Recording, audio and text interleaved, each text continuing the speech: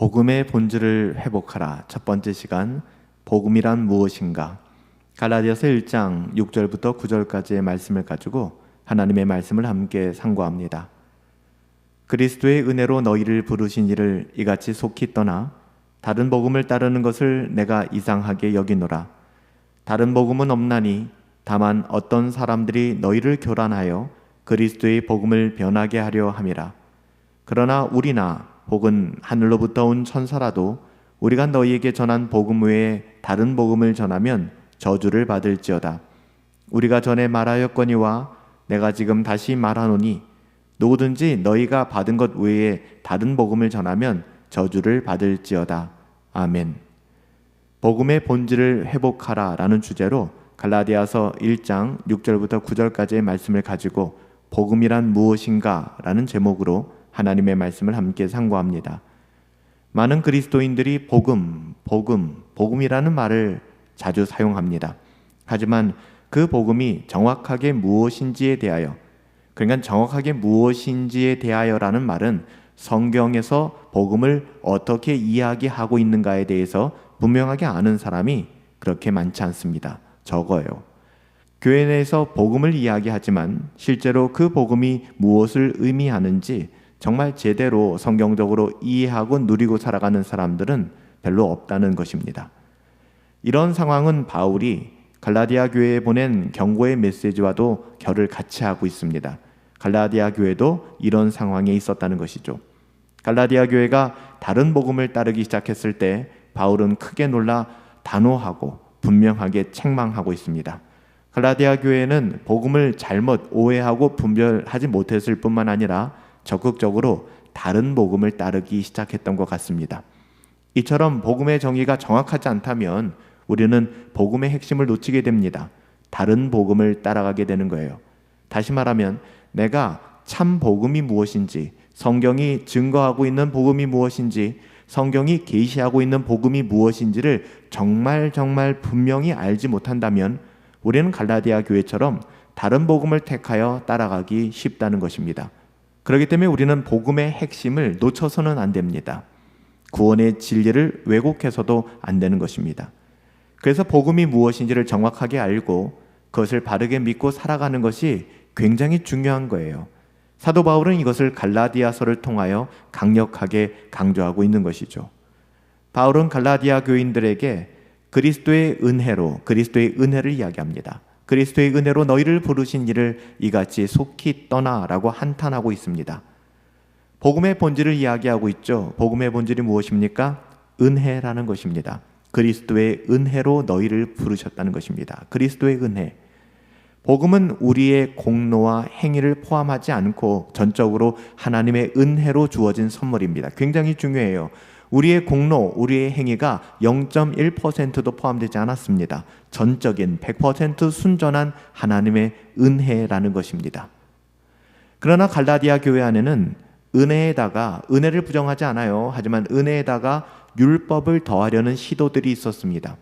사도 바울은 이것을 다른 복음이다, 거짓 복음이다 라고 얘기하는 거예요.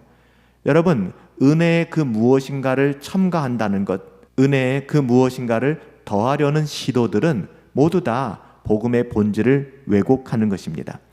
바울은 이것이 진정한 복음이 아님을 분명하게 선언하고 있는 거예요. 복음의 본질을 세 가지 측면에서 살펴봅시다. 첫 번째, 복음은 은혜의 부르심입니다. 바울은 갈라디아 교인들을 향해서 6절에 그리스도의 은혜로 너희를 부르신 이를 이같이 속히 떠나 다른 복음을 따르는 것을 내가 이상히 여기노라. 이렇게 다른 복음을 따르기 시작한 것을 책망하는데 다른 복음은 다른 것이 아니라 은혜로 부르신 하나님의 은혜를 저버리고 은혜가 아닌 자신의 그 어떠함, 세상에 썩어질 그 어떠함을 은혜에 첨가하기 시작했다는 것입니다. 이것이 다른 복음입니다. 복음은 인간의 공로가 아니에요. 전적으로 하나님의 은혜에 기초한 부르심입니다. 여러분, 이거 잊어서는 안 됩니다. 이거 잊는 순간 우리는 나락으로 떨어지는 거예요. 은혜 없습니다. 여러분, 은혜라고 하는 것은 우리의 공로는 1도 없어요. 우리가 공로다운 일을 한다 그러면 은혜 받은 자로서의 합당한 감사의 표현으로서 그렇게 한 것이지 그것이 우리의 어떠한 공로가 될 수 없다는 것입니다. 우리의 공로는 오직 예수 그리스도예요. 그렇게 그리스도의 은혜로 너희를 부르신 이를 너희가 속히 떠나라고 말할 때 바울은 복음이 단순히 우리가 자격이 있어서 주어진 것이 아니라 하나님의 은혜로 주어진 것임을 강조하고 있는 것이죠. 이 은혜는 무조건적이며 하나님의 불가항력적인 사랑에 기반하고 있는 것입니다. 우리가 하나님을 찾기 전에 하나님이 먼저 우리에게 다가오셨고 우리를 부르셨습니다. 이게 복음의 본질이에요. 하나님이 다 하신 것입니다.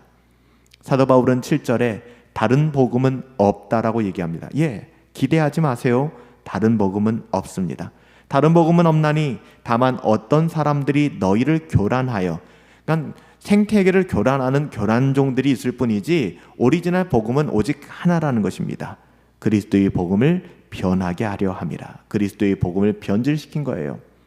다른 복음은 없다라고 단호하게 선언하잖아요. 참된 복음은 오직 하나입니다. 여러분, 스펙트럼이 넓을 수가 없어요. 오직 하나입니다. 사람들이 복음에 추가하는 율법적인 행위, 철학, 인간적인 성공의 추구 등은 복음을 변질시키는 것에 불과할 뿐입니다. 다른 복음이 없다는 말은 아무리 아름답고 좋은 것처럼 보일지라도 복음의 무엇인가를 덧붙이거나 바꾸는 것은 복음의 본질을 왜곡하는 것이라는 경고입니다. 여기서 잠깐 우리가 다시 한번 점검할 것은 자꾸 이렇게 복음의 본질을 왜곡한다, 복음의 무엇인가를 첨가한다, 복음의 뭔가를 덧붙인다라고 이야기하는데, 여러분, 복음이 뭔지 알고 계셔야 돼요. 복음이 무엇인지 알아야 거기에 뭐가 덧붙여지는지, 이것이 왜곡됐는지를 알잖아요. 그냥 옆집 아저씨 성격 좋은 것처럼 씩 웃고 복음 좋은 거지 하고 끝나면 안 됩니다. 여러분, 바르게 분별할 수 있어야 됩니다. 여러분, 만약에 번영신학이나 자기개발식의 복음은 여러분 복음의 진리를 흐리는 것이잖아요. 성경이 복음을 뭐라고 증거하고 있는지를, 드러내고 있는지를 바르게 분별할 수 있어야 된다는 것입니다. 복음은 전적으로 하나님의 은혜로 우리에게 주어진 것입니다. 우리가 어떤 방식으로든 이 복음을 바꾸려고 한다면, 왜곡시키려고 한다 그러면 그거는 다른 복음이 되는 거예요. 그러니까 복음이 좀 바뀐 것이 아니라 복음이 아닙니다. 다른 복음이에요. Another gospel. 우리가 생각하는 참된 은혜의 복음이 아니라 그냥 다른 복음이 되는 것입니다. 사도 바울은 본문 8절에서 9절, 하늘에서부터 온 천사라도 다른 복음을 전하면 저주를 받을 것이다 라고 경고합니다. 복음의 본질을 왜곡하거나 바꾸는 자에게는 심각한 결과가 있을 것을 이야기하는 것입니다. 심각한 결과가 있을 것이다. 경고하는 것이죠. 바울은 이 경고를 2번 반복하여 복음의 순수성과 절대성을 강조하고 있습니다. 이는 교회가 복음을 타협하거나 왜곡한다면 이는 교회의 교회됨을 파괴하는 것이며 그 어떤 이유로도 정당화할 수 없는 거예요. 여러분, 교회가 복음을 변질시키면 더 이상 교회가 아닙니다. 교회가 목숨 걸고 지켜야 될 것이 무엇이냐? 바로 복음입니다. 우리가 이 부분을 놓쳐서는 안 돼요. 우리는 하나님의 말씀 때문에 모인 사람들이잖아요. 그런데 하나님의 말씀이 우리들에게 어떤 역할을 하고 있나요? 우리의 마음밭에 하나님의 말씀은 어떻게 자리하고 있나요? 우린 끊임없이 돌아볼 필요가 있어요. 복음을 포기해서는 안 됩니다. 복음의 순수함을 지키는 것은 교회의 생명과도 직결이 되는 것입니다. 오늘날에도 여전히 다른 복음은 존재합니다. 복음의 본질을 흐리게 하는 여러 가지 거짓 복음들, 자기개발식의 복음, 번영신학, 인본주의, 율법주의, 신비주의, 행위구원, 굉장히 많습니다. 우리가 붙들어야 될 참된 복음과는 거리가 멀어요. 사도 바울은 갈라디아서 1장 10절에서 내가 사람들에게 좋은 사람 되기를 구하겠느냐라고 이야기합니다. 내가 사람들에게 잘 보이겠느냐? 그렇게 위선적으로 살아가겠느냐? 그렇게 나의 어떠함을 의지하며 살아가겠느냐? 그럴 수 없다는 것이죠. 나는 거듭난 하나님의 자녀이기 때문에 복음을 누리며 살아가겠다라고 이야기하는 거예요. 우리는 복음을 사람을 기쁘게 하기 위한 도구로 사용해서는 안 됩니다. 복음은 그런 것이 아니에요. 복음은 우리가 편리하게 바꿀 수 있는 것이 아니고요. 그 자체로 하나님의 진리를 선포하는 유일한 소식입니다. 우리는 복음을 어떻게 붙들고 있습니까? 예수 그리스도의 십자가의 은혜, 그분의 주대심, 그리고 오직 하나님의 은혜로 주어지는 구원의 진리를 우리는 붙들고 살아가야만 합니다. 이 복음만이 우리에게 구원과 소망을 주며 교회에 참된 생명이 되는 것입니다. 오늘 우리는 이 복음의 순수성을 지키며 이 복음만을 붙잡고 살아가야 합니다. 여러분, 우리 다른 복음 따라가지 맙시다. 오늘날 우리도 바울의 경고를 귀 기울여 들어야 될 때예요. 복음은 변하지 않습니다.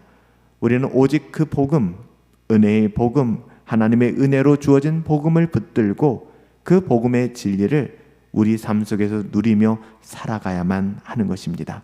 복음을 바르게 분별하시고 복음 안에서 참된 하나님의 자녀된 삶을 누리며 살아갈 수 있게 되기를 예수님의 이름으로 축복합니다.